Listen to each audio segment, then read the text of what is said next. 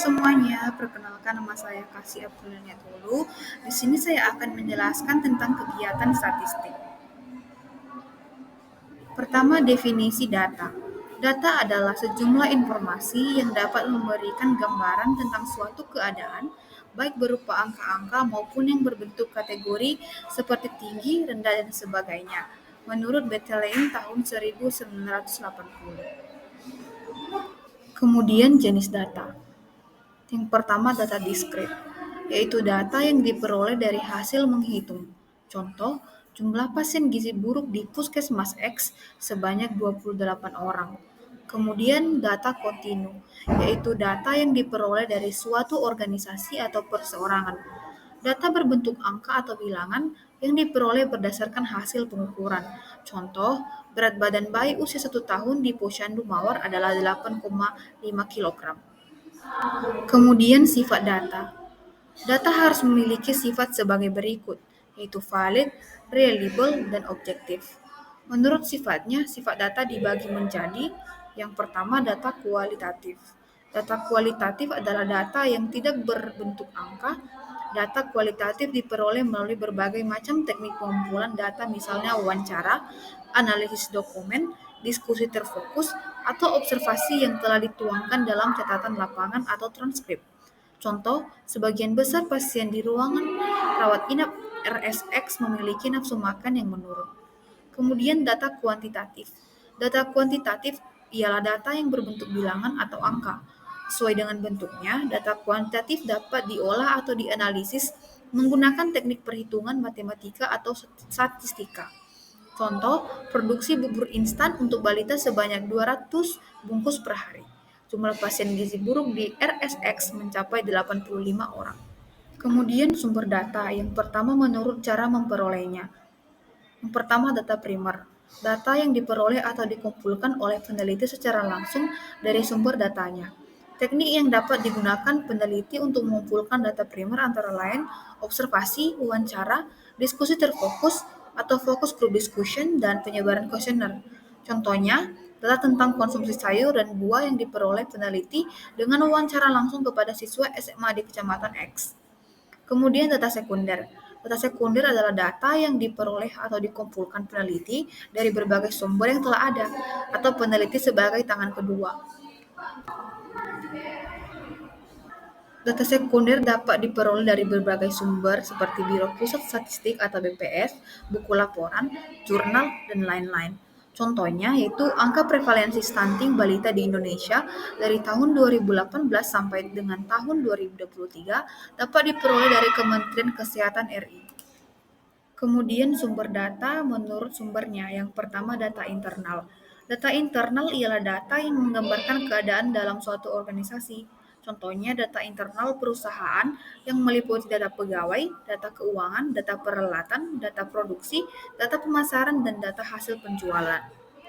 Kemudian data eksternal. Data eksternal ialah data yang menggambarkan keadaan di luar organisasi. Contohnya data yang menggambarkan faktor-faktor yang mempengaruhi perusahaan seperti daya beli, masyarakat, selera masyarakat, saingan dari barang sejenis, perkembangan harga dan keadaan ekonomi, dan sebagainya.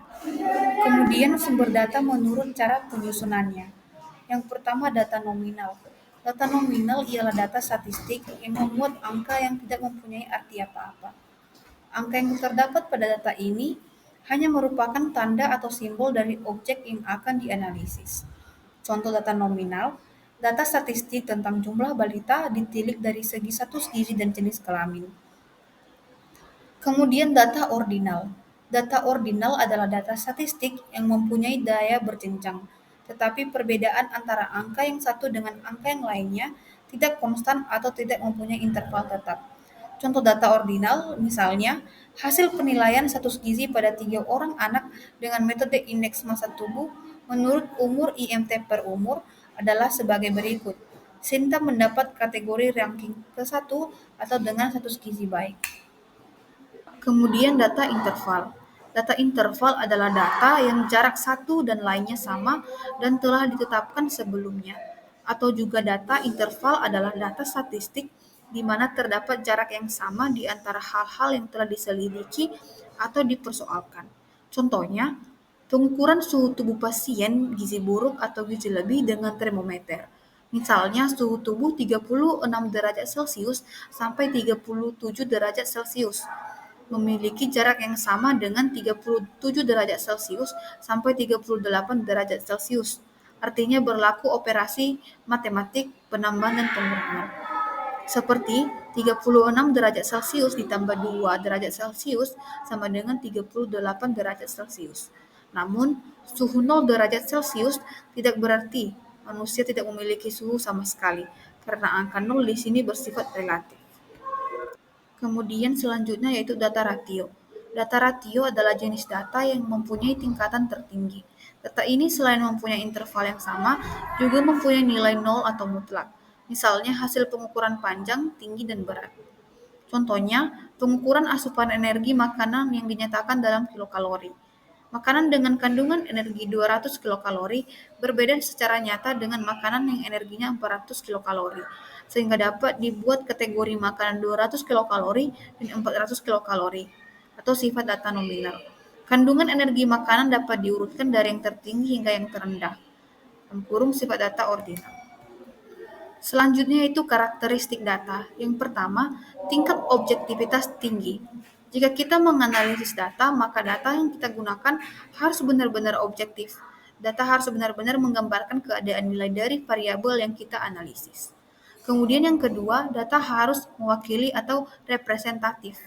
Jika data yang kita kumpulkan merupakan bagian dari suatu populasi, maka banyaknya nilai data yang kita analisis harus mewakili karakteristik populasi, sehingga kesimpulan yang kita tarik harus dapat berlaku secara umum bagi parameter-parameter populasi. Kemudian yang ketiga, tingkat kesalahan rendah atau standar error kecil. Apabila data yang kita kumpulkan berasal dari populasi yang mempunyai karakteristik homogen, maka cukup dengan menggunakan sampel kecil. Kemudian yang keempat, relevansi tinggi. Data yang kita kumpulkan dan kita olah harus merupakan nilai dari variabel yang mempunyai hubungan dengan permasalahan yang akan dipecahkan.